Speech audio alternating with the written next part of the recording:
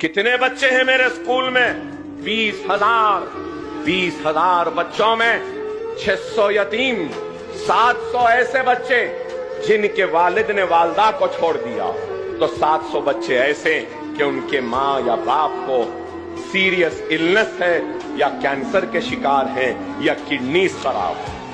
रमजान के महीने में एक नई चीज मेरे सामने आई, उस पर भी काम कर रहा। मैंने अपने स्कूल के सारे यतीम बच्चों को बुलाया, उन सबको ईद के नए कपड़े दिए, लिफाफे में ईदी दी और उस यतीम के सर पर हाथ रखा और सबको रवाना किया खुशियों के साथ।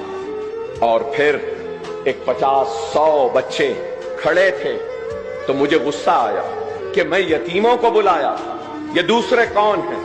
और गुस्से में गया और चीख कर कहा, यतीमों को बुलाया था। अगर इसमें कोई यतीम है जिसका बाप मर गया है तो हाथ उठाए। तो सिर्फ 2 उठाए 50 में से। मैंने कहा चलो 2 इधर आ जाओ, बाकी लोग क्यों खड़े हैं?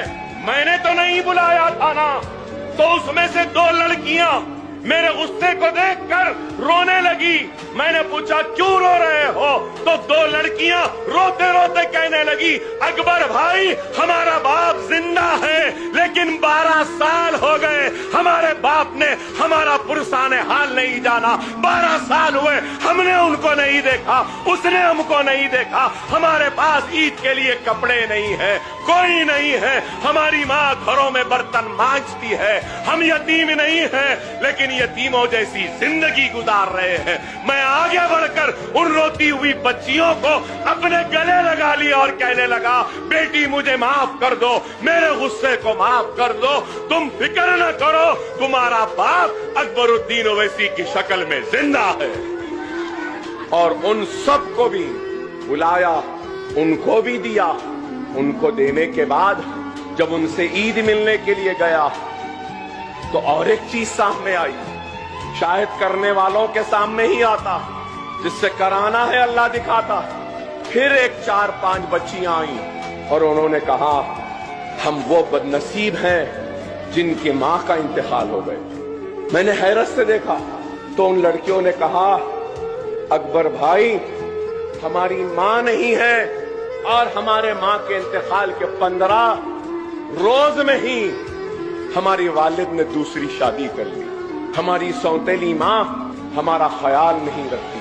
2 महीने चिचा के पास, 3 महीने नानी के पास, फिर 2 महीने मामू के पास, तो फिर 4 महीने खाला के पास। यूं ही जिंदगी गुजर जाती है।